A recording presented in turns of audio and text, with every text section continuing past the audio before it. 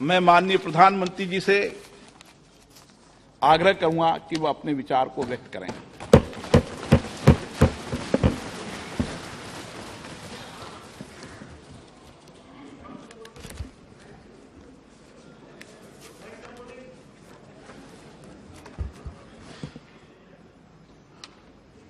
माननीय अध्यक्ष जी, देश की 75 वर्षों की संसदीय यात्रा, उसका एक बार पुनः स्मरण करने के लिए और नए सदन में जाने से पहले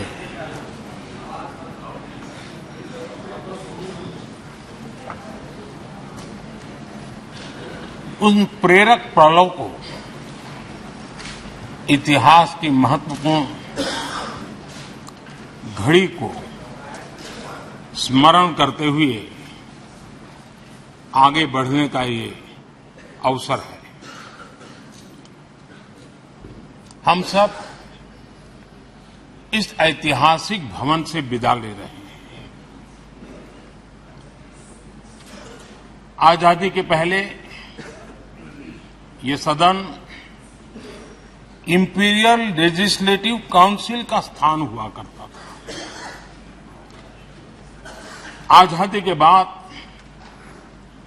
ये संसद भवन के रूप में उसको पहचान मिली।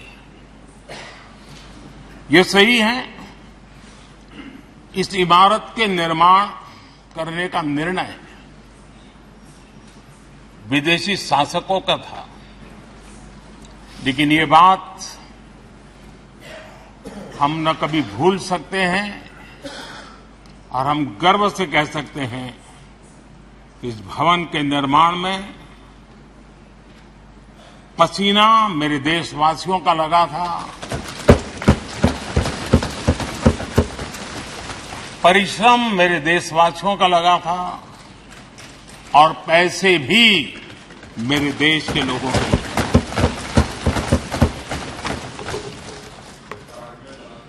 इस 75 वर्ष की हमारी यात्रा ने अनेक लोकतांत्रिक परंपराओं और प्रक्रियाओं का उत्तम से उत्तम सृजन किया है और इस सदन में रहे हुए सबने उसमें सक्रियता से योगदान भी दिया है और साक्षी भाव से उसको देखा भी है। हम भले नए भवन में जाएंगे, लेकिन पुराना भवन भी, ये भवन भी आने वाली पीढ़ियों को हमेशा हमेशा प्रेरणा देता रहेगा।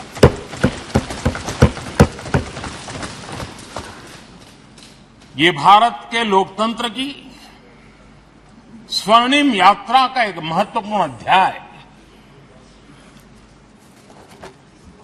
जो सारी दुनिया को भारत की रगों में लोकतंत्र का सामर्थ्य कैसे है, इसका परिचित कराने का काम इस इमारत से होता रहेगा। आदरणीय अध्यक्ष जी, अमृतकाल की प्रथम प्रभा का प्रकाश राष्ट्र में एक नया विश्वास, नया आत्मविश्वास, नया उमंग, नए सपने, नए संकल्प और राष्ट्र का नया सामर्थ्य उसे भर रहा है। चारों तरफ आज भारतवासियों की उपलब्धि की चर्चा हो रही है और गौरव के साथ हो रही है। ये हमारे 75 साल के संसदीय इतिहास का एक सामूहिक प्रयास का परिणाम है, जिसके कारण विश्व में आज वो गूंज सुनाई दे रही है। आदरणीय अध्यक्ष जी, चंद्रयान-3 की सफलता न सिर्फ पूरा भारत, पूरा देश अभिभूत है और इसमें भारत के सामर्थ्य का एक नया रूप जो आधुनिकता से जुड़ा है, जो विज्ञान से जुड़ा है, जो टेक्नोलॉजी से जुड़ा है, जो हमारे वैज्ञानिकों के सामर्थ्य से जुड़ा है, जो 140 करोड़ देशवासियों के संकल्प की शक्ति से जुड़ा हुआ है, वो देश और दुनिया पर एक नया प्रभाव पैदा करने वाला है। ये सदन और इस सदन के माध्यम से मैं फिर एक बार देश के वैज्ञानिकों और उनके साथियों को कोटि कोटि बधाइयां देता हूं, उनका अभिनंदन करता हूं।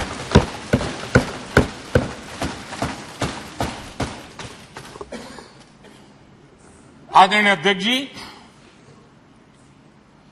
ये सदन ने भूतकाल में जब नेम की समिट हुई थी, सर्वसम्मति से प्रस्ताव पारित करके देश के इस प्रयास को सराहा था। आज G20 की सफलता को भी आपने सर्वसम्मति से सराहा है। मैं मानता हूं देशवासियों का आपने गौरव बढ़ाया है, मैं आपका आभार व्यक्त करता हूं। G20 की सफलता 140 करोड़ देशवासियों की है। ये भारत की सफलता है, किसी व्यक्ति की सफलता नहीं है, किसी दल की सफलता नहीं है। भारत के फेडरल स्ट्रक्चर ने, भारत की विविधता ने 60 स्थानों पर 200 से अधिक समिट और उसकी मेजबानी हिंदुस्तान के अलग अलग रंग रूप में देश की अलग अलग सरकारों ने बड़े आन बान शान से की और ये प्रभाव पूरे विश्व भर के मन पर पड़ा हुआ है। ये हम सबके सेलिब्रेट करने वाला विषय है, देश के गौरवगान को बढ़ाने वाला है। और जैसा आपने उल्लेख किया, भारत इस बात के लिए गर्व करेगा, जब भारत अध्यक्ष रहा उस समय अफ्रीकन यूनियन इसका सदस्य बना। मैं उस इमोशनल पल को भूल नहीं सकता हूं जब अफ्रीकन यूनियन की घोषणा हुई और अफ्रीकन यूनियन के प्रेसिडेंट, उन्होंने एक इंटरव्यू में कहा कि मेरे जीवन में ऐसी पल थी, शायद मैं बोलते बोलते रो पड़ूंगा। आप कल्पना कर सकते हैं कि कितनी बड़ी अपेक्षा और आशाएं पूरी करने का काम भारत के भाग्य में आया। आदरणीय अध्यक्ष जी, भारत के प्रति शक करने का एक स्वभाव कई लोगों का बना हुआ है और जब आजादी मिली तब से चल रहा है। इस बार भी यही था, कोई डिक्लेरेशन नहीं होगा, असंभव है। लेकिन ये भारत की ताकत है कि वह भी हुआ और विश्व सर्वसम्मति से एक साझा घोषणा पत्र लेकर के आगे का रोड मैप लेकर के यहां से प्रारंभ हुआ है। और अध्यक्ष जी, आपके नेतृत्व में, क्योंकि भारत की अध्यक्षता नवंबर के आखिरी दिन तक है, इसलिए अभी हमारे पास जो समय है उसका उपयोग हम करने वाले हैं और आपकी अध्यक्षता में दुनिया भर के जो G20 के सदस्य हैं, P20 पार्लियामेंट के स्पीकर्स की एक समिट जैसे आपने घोषणा की, सरकार का आपके इस प्रयासों को पूरा समर्थन रहेगा, पूरा सहयोग रहेगा।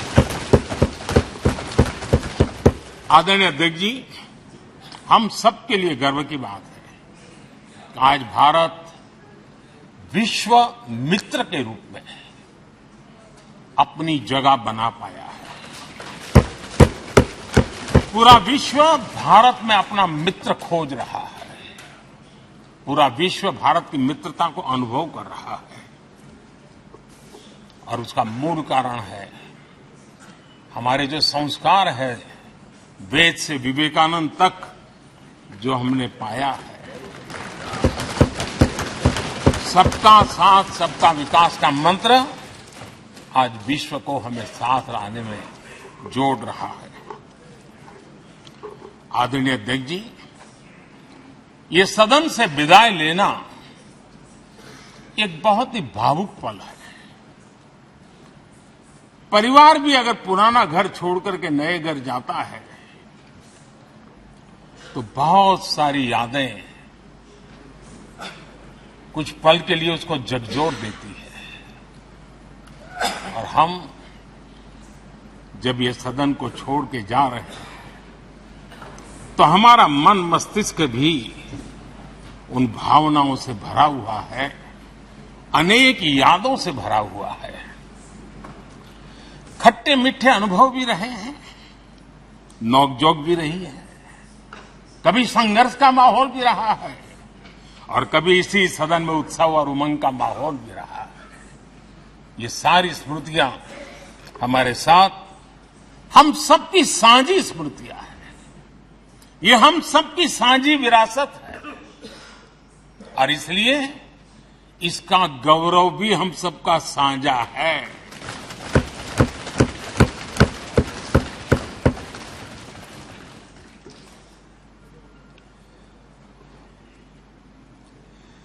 आजाद भारत के नवनिर्माण से जुड़ी हुई अनेक घटनाएं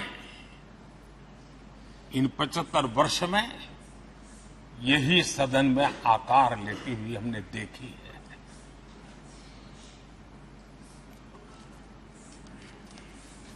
आज हम जब इस सदन को छोड़ करके नए सदन की ओर प्रस्थान करने वाले हैं तब भारत के सामान्य मानवीय की भावनाओं को जहां जो आदर मिला है, सम्मान मिला है, उसकी अभिव्यक्ति का भी यह अवसर है। और इसलिए आदरणीय अध्यक्ष जी, मैं पहली बार जब संसद का सदस्य बना और पहली बार एक सांसद के रूप में इस भवन में मैंने प्रवेश किया तो सहज रूप से मैंने इस संसद भवन के दौर पक्ति पर अपना शीश झुका करके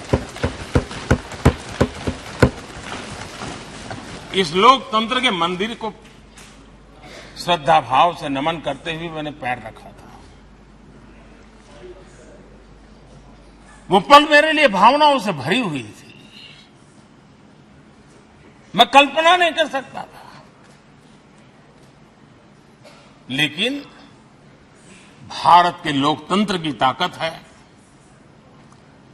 भारत के सामान्य मानवीय की लोकतंत्र के प्रति श्रद्धा का प्रतिबिंब है कि रेलवे प्लेटफॉर्म पर गुजारा करने वाला एक गरीब परिवार का बच्चा पार्लियामेंट पहुंच गया।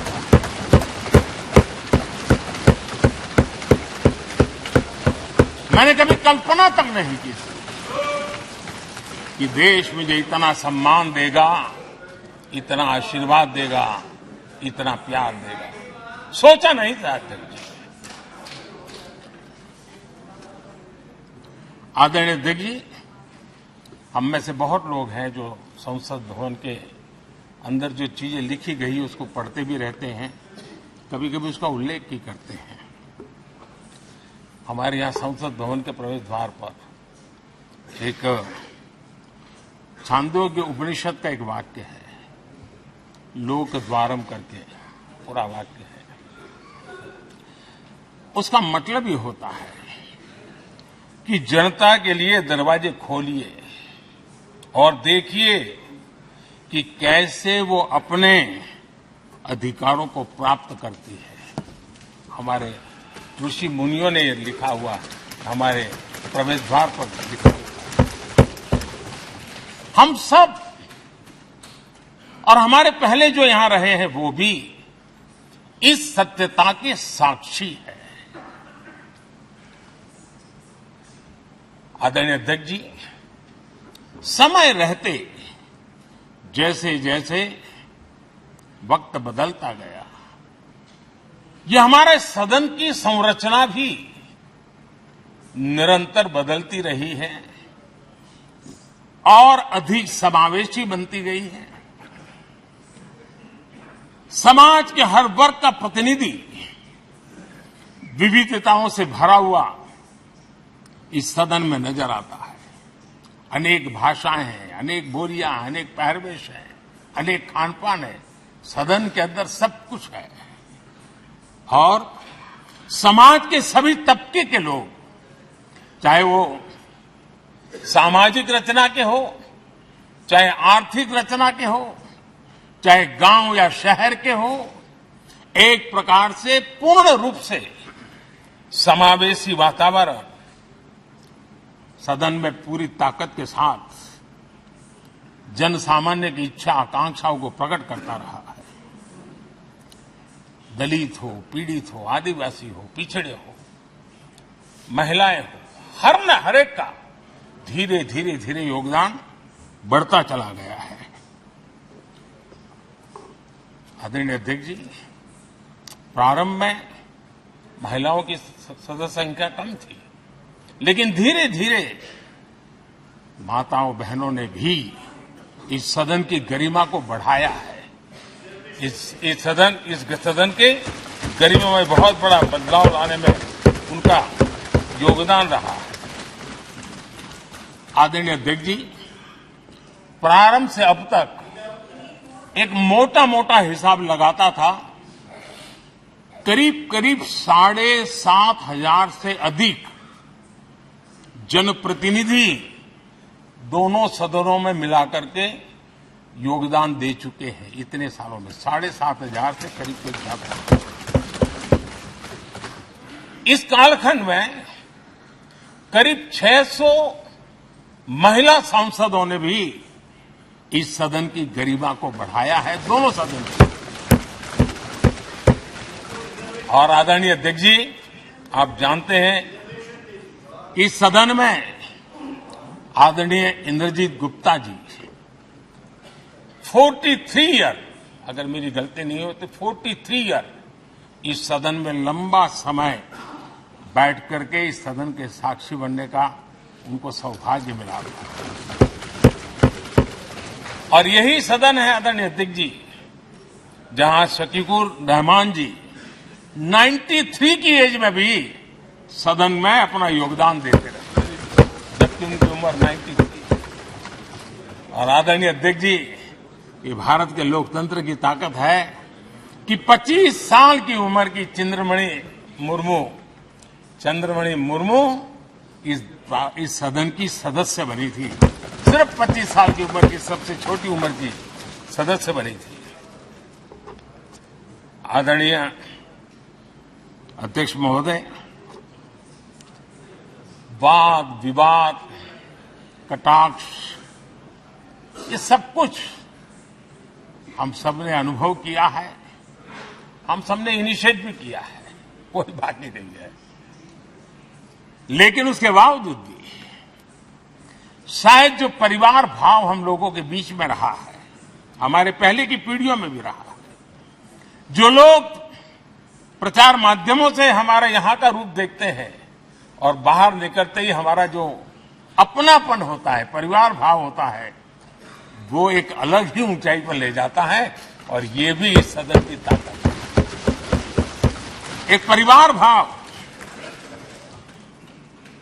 और उसके साथ साथ हम कभी कड़वाहट पाल करके नहीं जाते हैं। हम उसी प्यार से सदन छोड़ने के कई वर्षों के बाद भी मिल जाए तो भी उस प्यार को कभी भूलते नहीं है, उस स्नेह भरे याद दिनों को भूलते नहीं है। वो मैं अनुभव कर सकता हूं।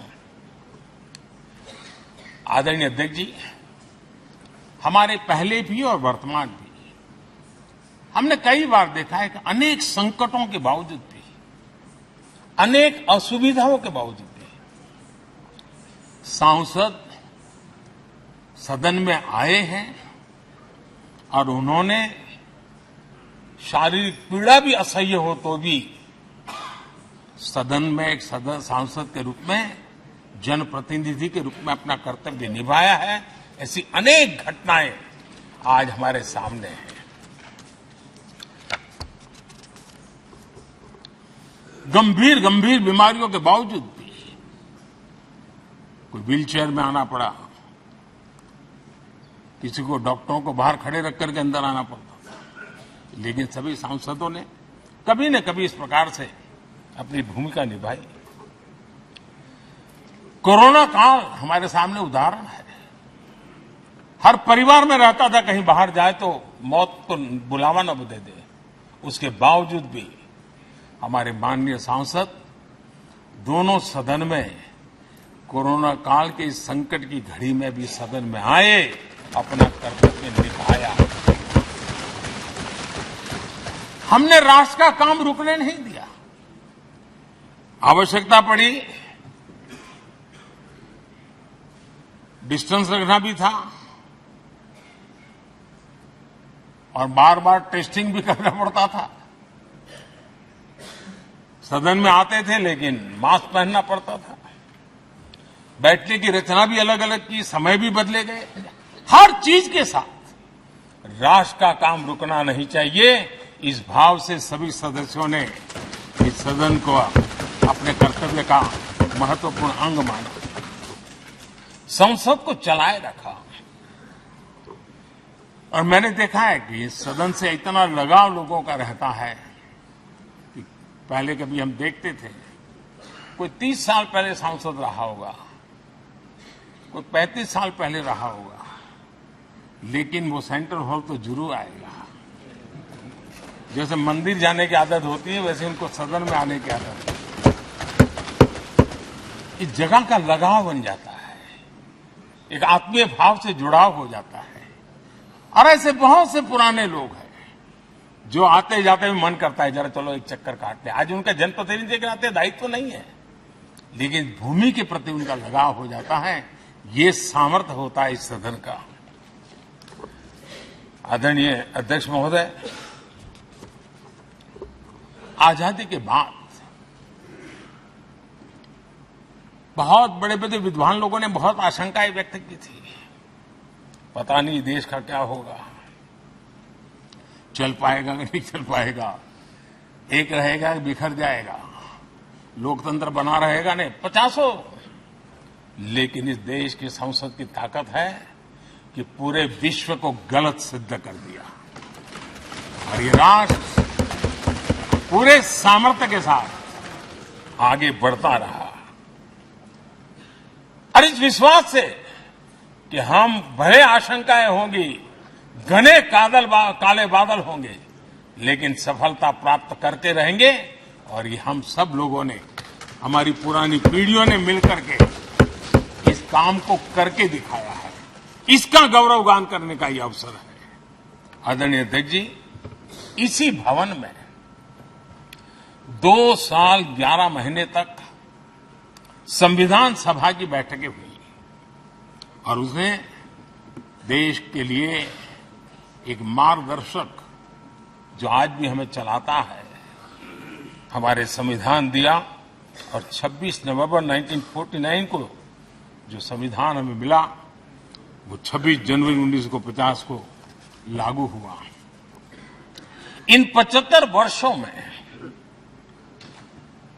सबसे बड़ा जो अचीवमेंट है वो ये है कि देश के सामान्य मानवी का इस संसद पर विश्वास बढ़ता ही गया है। और लोकतंत्र की सबसे बड़ी ताकत यही है कि इस महान संस्था के प्रति, इस महान इंस्टीट्यूशन के प्रति, इस व्यवस्था के प्रति उनका विश्वास अटूट रहे, विश्वास उनका बना रहे। इन 75 वर्षों में हमारी संसद ने जन भावनाओं की अभिव्यक्ति का भवन भी बना दिया। यहां जन भावनाओं की पुरजोश अभिव्यक्ति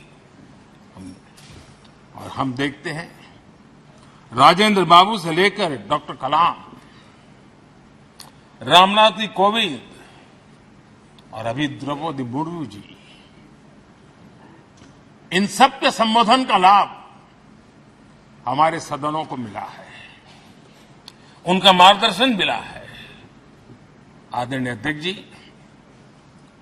पंडित नेहरू जी, शास्त्री जी, वहां से लेकर के अटल जी, मनमोहन सिंह जी तक एक बहुत बड़ी श्रृंखला जिसने इस सदन का नेतृत्व किया है और सदन के माध्यम से देश को दिशा दी है, देश को नए रंग रूप में ढालने के लिए उन्होंने परिश्रम किया है, पुरुषार्थ किया है। आज उन सबका गौरवगान करने का भी अवसर है। आदरणीय अध्यक्ष जी, सरदार वल्लभ भाई पटेल, लोहिया जी, चंद्रशेखर जी, आडवाणी जी, न जाने अनगिनत नाम, जिन्होंने हमारे इस सदन को समृद्ध करने में, चर्चाओं को समृद्ध करने के लिए, देश के सामान्य से सामान्य व्यक्ति की आवाज को ताकत देने का काम इस सदन में किया है। विश्व के भी अनेक राष्ट्राध्यक्षों ने हमारे इन सदनों को संबोधित करने का भी अवसर आए हैं और उनकी बातों में भी भारत के लोकतंत्र के प्रति आदर का भाव व्यक्त हुआ है। आदरणीय अध्यक्ष जी, उमंग उत्साह के पल के बीच भी कभी सदन की आंख से आंसू भी बहे। ये सदन दर्द से भर गया जब देश को 3 अपने प्रधानमंत्री उनको अपने कार्यकाल में ही खोने की नौबत आई, नेहरू जी, शास्त्री जी और इंदिरा जी। तब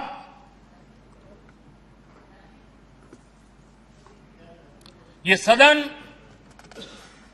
अश्रुभीनी आंखों से उन्हें विदाई दे रहा था। आदरणीय अध्यक्ष जी, अनेक चुनौतियों के बावजूद भी हर स्पीकर ने, हर सभापति ने बेहतरीन तरीके से दोनों सदनों को सुचारू रूप से चलाया है और अपने कार्यकाल में उन्होंने जो निर्णय किए हैं, वो निर्णय मावलंकर जी से काल से शुरू हुए हो या सुमित्रा जी के कालखंड के हो या बिरला जी के, आज भी उन निर्णयों को रेफरेंस पॉइंट माना जाता है। ये काम हमारे करीब 17 स्पीकर और उसमें 2 हमारी महिला स्पीकर ने भी, और मावलंकर जी से लेकर के सुमित्रा ताई तक और बिरला जी का मार्गदर्शन आज भी हमें मिल रहा है।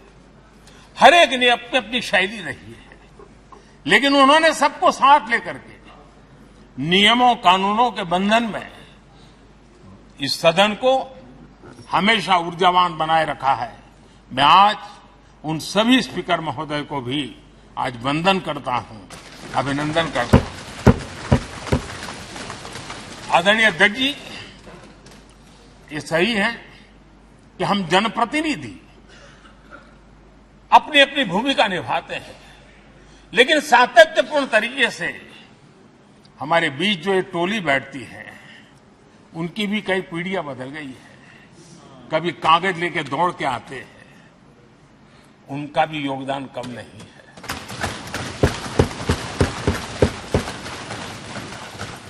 हमें कागज पत्र पहुंचाने के लिए दौड़ते हैं, सदन में कोई गलती न हो जाए, उसके निर्णय में कोई गलत न हो जाए, उसके लिए वो चौकन्ने रहते हैं।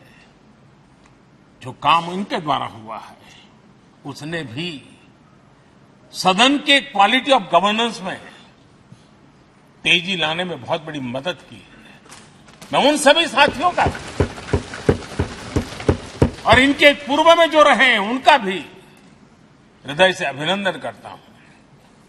इतना ही नहीं, सदन मतलब ये खंड ही नहीं है। इस पूरे परिसर में अनेक लोगों ने, किसी ने हमें चाय पिलाई होगी, किसी ने पानी पिलाया होगा, किसी ने रात रात चली हुई सदन को किसी को भूखा पेट रहने नहीं दिया होगा।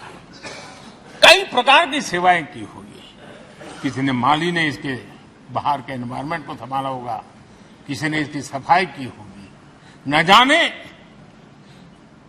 कितने ही अनगिनत लोग होंगे जिन्होंने हम सब अच्छे ढंग से काम कर सके, और यहां जो काम हो वो काम देश को आगे बढ़ाने के लिए अधिक से अधिक तेजी से हो, उसके लिए जो माहौल बनाना, व्यवस्था बनाना, उसके लिए जिसने योगदान दिया है, मेरी तरफ से भी और इस सदन की तरफ से भी मैं उनका विशेष रूप से नमन करता हूं।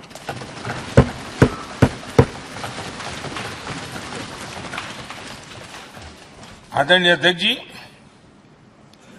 लोकतंत्र का ये सदन, आतंकी हमला हुआ, पूरे विश्व में यह आतंकी हमला एक इमारत पर नहीं था। ये मदर ऑफ डेमोक्रेसी एक प्रकार से हमारी जीवात्मा पर यह हमला था। ये देश उस घटना को कभी भूल नहीं सकता है, लेकिन आतंकियों से लड़ते लड़ते सदन को बचाने के लिए और हर सदस्य को बचाने के लिए जिन्होंने अपने सीने पर गोलियां झेली, आज मैं उनको भी नमन करता हूं। हमारे बीच नहीं है, लेकिन उन्होंने बहुत बड़ी रक्षा की है। आदरणीय अध्यक्ष जी, जब आज हम इस सदन को छोड़ रहे हैं, तब मैं उन पत्रकार मित्रों को भी याद करना चाहता हूं जिन्होंने जीवन में, कुछ लोग तो ऐसे हैं जिन्होंने पूरा जीवन अपने कार्यकाल में संसद के काम को ही उन्होंने रिपोर्ट किया है। एक प्रकार से वो जीवंत साक्षी रहे हैं। उन्होंने यहां की पल पल की जानकारी देश तक पहुंचाई, और तब तो ये सारा टेक्नोलॉजी अवेलेबल नहीं थी। तब वही लोग थे जो यहां की बात पहुंचाते थे, और उनका सामर्थ्य था वो अंदर की भी पहुंचाते थे और अंदर के अंदर की भी पहुंचाते थे।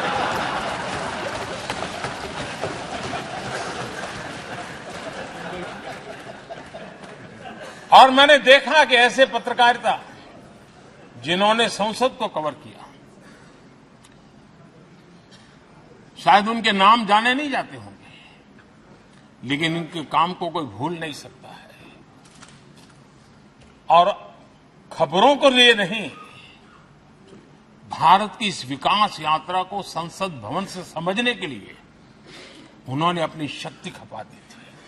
आज भी पुराने जो पत्रकार मित्र मिल जाते हैं और जिन्होंने कभी संसद को कवर किया हो, तो ऐसी अननोन चीजें बताते हैं जो उन्होंने अपनी आंखों से देखी होती है, कान से सुनी होती है, जो अचरज करने वाली होती है। यानी एक प्रकार से जैसी ताकत यहां की दीवारों की रही है, वैसा ही दर्पण उनकी कलम में रहा है, और उस कलम ने देश के अंदर संसद के प्रति, संसद सदस्यों के प्रति एक अहोभाव का भाव जगाया है। मैं आज कई पत्रकार बंधु होंगे जो रहे नहीं होंगे, लेकिन मेरे लिए जैसा ये सदन छोड़ना भावुक पल है, मैं पक्का मानता हूं इन पत्रकार बंधुओं के लिए भी ये सदन छोड़ना उतना ही भावुक पल होगा, क्योंकि इनका लगाव हमसे भी ज्यादा रहे हैं। कुछ तो पत्रकार ऐसे होंगे जो हम लोगों की टर्म से भी समय है, उन्होंने काम किया होगा।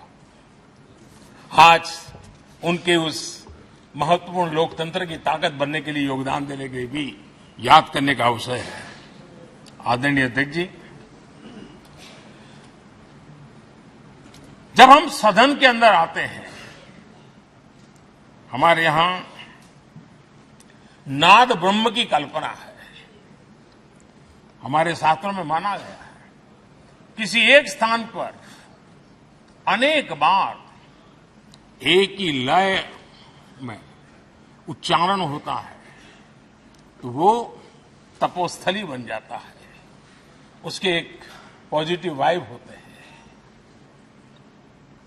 नाद की एक ताकत होती है जो स्थान को सिद्धि स्थान में परिवर्तित कर देती है। मैं मानता हूं ये सदन भी उस 7,500 हजार जनप्रतिनिधियों के द्वारा बार बार जो शब्द गूंजे हैं, जो वाणी यहां गूंजी है, उसने इस सदन में हम बैठकर आगे चर्चा करें या ना करें, लेकिन इसकी गूंज इसे तीर्थ क्षेत्र बना देती है।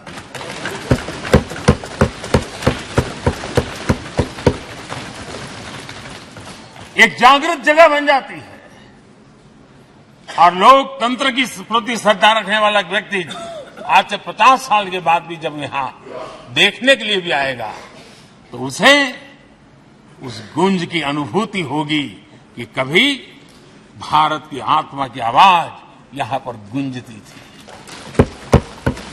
और इसलिए अध्यक्ष महोदय, ये वो सदन है जहां कभी भगत सिंह, बटुकेश्वर दत्त, उन्होंने अपनी वीरता सामर्थ्य से अंग्रेज सल्तनत को जगा दिया था बम का धमाका करके। वो बम की गूंज भी जो देश का भला चाहते हैं उनको कभी सोने नहीं देती। आदरणीय अध्यक्ष जी, ये वो सदन है जहां पंडित जी को इसलिए भी याद किएगा, अनेक बातों के लिए याद करेगा, लेकिन हम जरूर याद करेंगे इसी सदन में पंडित नेहरू का at the stroke of midnight की गूंज हम सबको प्रेरित करती रहेगी। और इसी सदन में अटल जी ने कहा था, वो शब्द आज भी गूंज रहे हैं इस सदन में, सरकारें आएगी जाएगी, पार्टियां बनेगी बिगड़ेगी, लेकिन ये देश रहना चाहिए।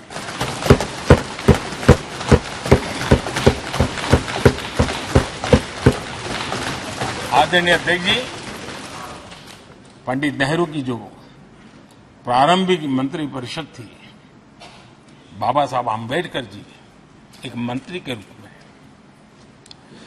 दुनिया की बेस्ट प्रैक्टिसेस भारत में लाने पर बहुत जोर दिया करते थे। फैक्ट्री कानून में अंतर्राष्ट्रीय सुझावों को शामिल करने पर बाबा साहब सर्वाधिक आग्रही रहे थे और उसका परिणाम आज देश को लाभ मिल रहा है। बाबा साहब आंबेडकर ने देश को नेहरू जी की सरकार में वाटर पॉलिसी दी थी और उस वाटर पॉलिसी बनाने में बाबा साहब आंबेडकर की बहुत बड़ी भूमिका रही थी। आदरणीय अध्यक्ष जी, हम ये जानते हैं कि भारत में बाबा साहब आंबेडकर एक बात हमेशा कहते थे कि भारत में सामाजिक न्याय के लिए भारत का औद्योगिकरण होना बहुत जरूरी है, क्योंकि देश के दलित पिछड़ों के पास जमीन ही नहीं है, वो क्या करेगा? औद्योगिकरण होना चाहिए। और बाबा साहब इस बात को मान करके डॉक्टर श्यामा प्रसाद मुखर्जी, जो पंडित नेहरू के मंत्री थे, उन्होंने इस देश में और पहले वाणिज्य मंत्री के रूप में और उद्योग मंत्री के रूप में उन्होंने इंडस्ट्री पॉलिसी इस देश में लाई थी। आज भी कितनी ही इंडस्ट्री पॉलिसी बने, लेकिन उसकी आत्मा वही होती है जो पहली सरकार के थी और उनका भी बहुत बड़ा अहम योगदान रहा था। आदरणीय अध्यक्ष जी, लाल बहादुर शास्त्री जी ने 65 के युद्ध में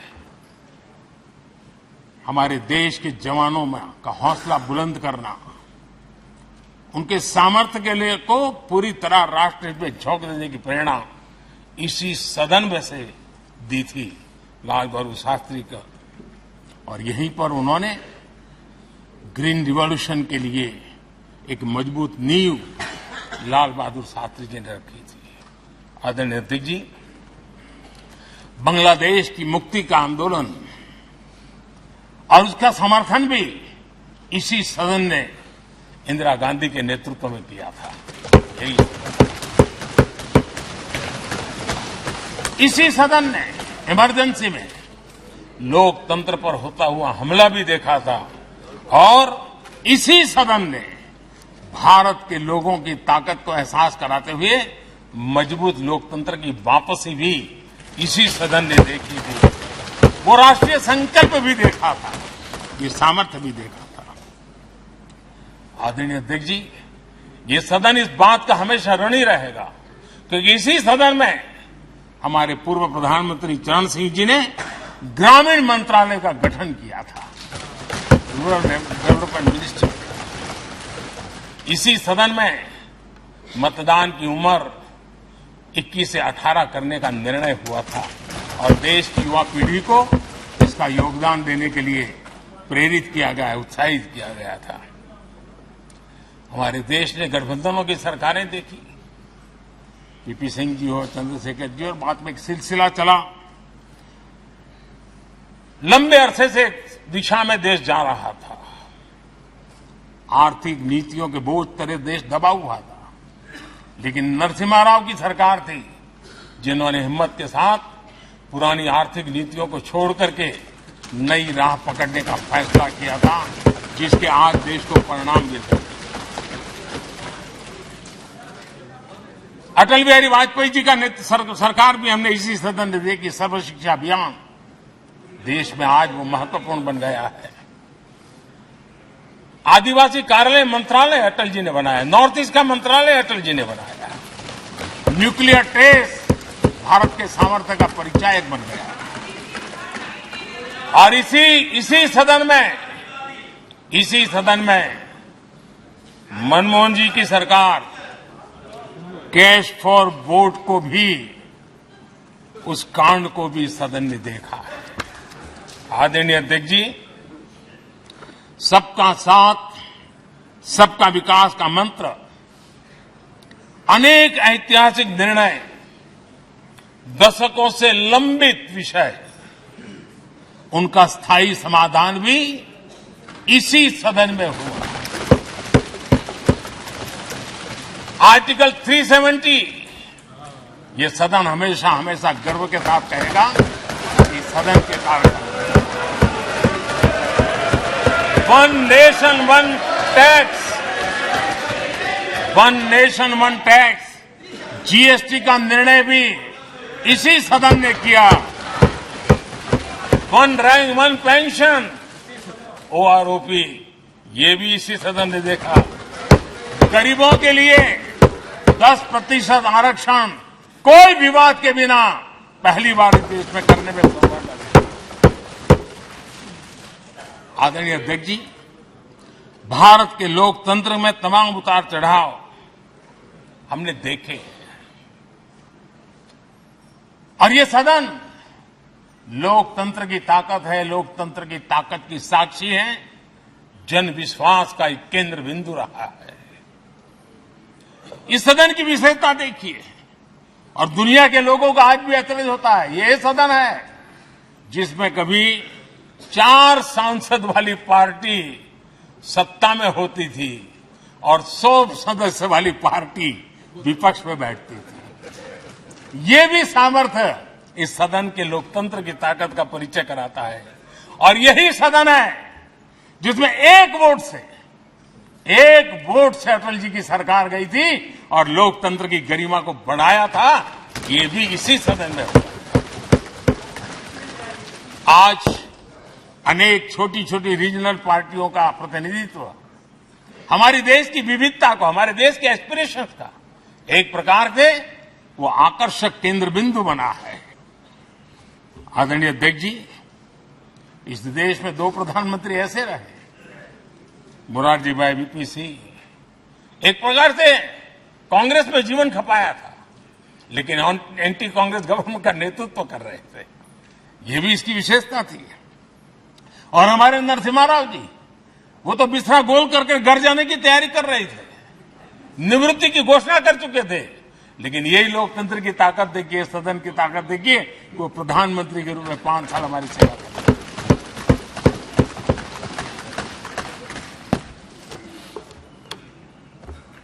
आदरणीय अध्यक्ष जी, सबकी सहमति से कठिन कार्य होते हुए हमने देखे हैं। 2000 की साल थी, अटल जी की सरकार थी। इसी सदन ने 3 राज्यों का गठन सर्व स्वीकृति से किया और बड़े उमंग उत्साह से किया। जब छत्तीसगढ़ की रचना हुई तो उत्सव छत्तीसगढ़ ने भी मनाया, उत्सव मध्य प्रदेश ने भी मनाया। जब उत्तराखंड की रचना हुई तो उत्सव उत्तराखंड ने भी मनाया, उत्सव उत्तर प्रदेश ने भी मनाया। जब झारखंड की रचना हुई तो उत्सव झारखंड ने भी मनाया, उत्सव बिहार ने भी बताया। ये हमारे सदन का सामर्थ्य, सब सहमति का वातावरण बना करके। लेकिन कुछ कड़वी यादें वो भी है कि तेलंगाना के हक को दबोचने के लिए भारी प्रयास हुए, खून की नदियां भी बही और बनने के बाद न तेलंगाना उत्सव मना पाया, न आंध्र उत्सव मना पाया। एक कटुता के बीज बो दिए गए। अच्छा होता उसी उमंग और उत्साह के साथ हम तेलंगाना का निर्माण करते तो एक नई ऊंचाई पर आज तेलंगाना पहुंच चुका होता। आदरणीय अध्यक्ष जी, संविधान सभा ने, आदरणीय अध्यक्ष जी, इस सदन की परंपरा रही है। संविधान सभा ने उस समय अपना दैनिक भत्ता 45 रुपये से कम करके 40 कर दिया था। उनको लगा हमें इसको कम करना चाहिए। आदरणीय अध्यक्ष जी, यही सदन है, कैंटीन में मिलने वाली सब्सिडी जो बहुत कम पैसे में खाना मिलता था, इसी सदस्यों ने उस सब्सिडी को भी खत्म कर दिया और पूरा पैसा लेकर के अब कैंटीन में खाते हैं। आदरणीय अध्यक्ष जी, कोरोना काल में जब जरूरत पड़ी तो यही सांसद जिन्होंने एमपी लेड फंड को छोड़ दिया और देश को इस संकट की घड़ी में मदद करने के लिए आगे आए। इतना ही नहीं, कोरोना काल में इसी सदन के सांसदों ने अपने तनख्वाह में 30% कटौती की और उन्होंने देश के सामने आए हुए संकट में अपनी बहुत बड़ी जिम्मेवारी निभाई। आदरणीय अध्यक्ष जी, हम गर्व से कह सकते हैं, ये सदन में बैठे हुए लोग भी कह सकते हैं, हमारे पूर्वज जो सदन में बैठे थे वो भी कह सकते हैं कि हम ही लोग हैं जिन्होंने हम पर डिसिप्लिन लाने के लिए हमारे यहां जनप्रतिनिधित्व कानून में समय समय पर कठोरता बरती। नियम हमने ही लादे, हमने ही तय किया कि नहीं, जनप्रतिनिधि के जीवन में ये नहीं हो सकता। मैं मानता हूं ये जीवंत लोकतंत्र का बहुत बड़ा उदाहरण है और ये सदन ने दिया है, यही माननीय सांसदों ने दिया है और हमारी पुरानी पीढ़ी के सांसदों ने दिया है। और मैं मानता हूं कि कभी कभी उन चीजों को भी याद करना चाहिए। आदरणीय अध्यक्ष जी, हम जो वर्तमान सांसद हैं उनके लिए तो ये विशेष सौभाग्य का अवसर है। सौभाग्य का अवसर इसलिए है कि हमें इतिहास और भविष्य दोनों की कड़ी बनने का अवसर मिला है।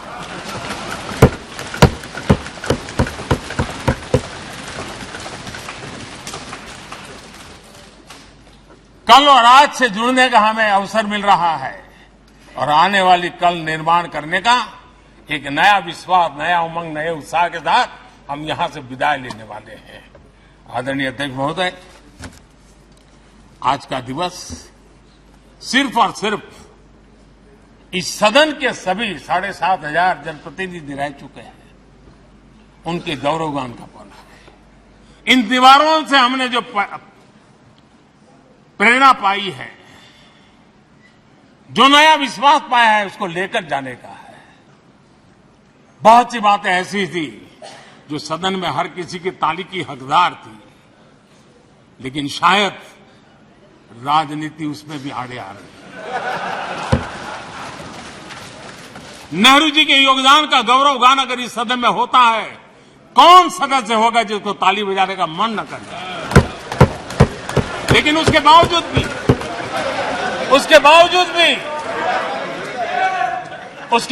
भी देश के लोकतंत्र के लिए बहुत जरूरी है हम सब ने अपने यहां सोच लें। आदरणीय अध्यक्ष जी, मुझे पूरा विश्वास है कि आपके मार्गदर्शन में और इस अनुभवी माननीय सांसदों के सामर्थ्य से हम नई संसद में जब जाएंगे तो नए विश्वास के साथ जाएंगे।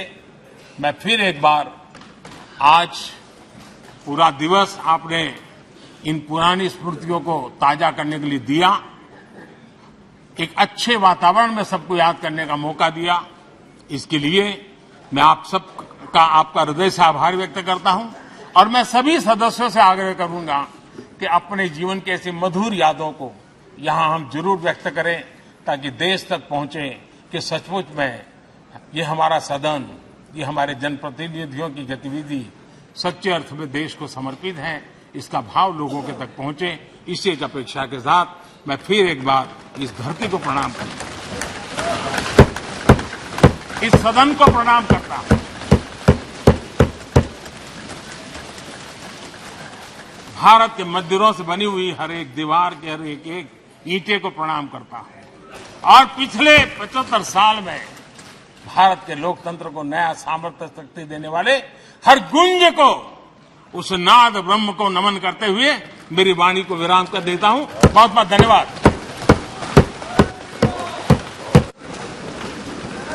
माननीय सदस्यगण, माननीय प्रधानमंत्री जी ने इस सदन की सीख, अनुभव, यहाँ की प्रेरणा, यहाँ की गूंज के बारे में व्यक्त किया है। मैं ये अपेक्षा करूंगा कि आज का दिन इसी तरीके से सकारात्मक वातावरण में हम चर्चा करें, सकारात्मक विषय रखें और जो कुछ भी यहाँ से सीखा है, हमारे पूर्वजों ने जो कुछ भी इस देश को, लोकतंत्र को दिया है, उसके बारे में सकारात्मक विचार रखें। आप सभी को बहुत बहुत धन्यवाद।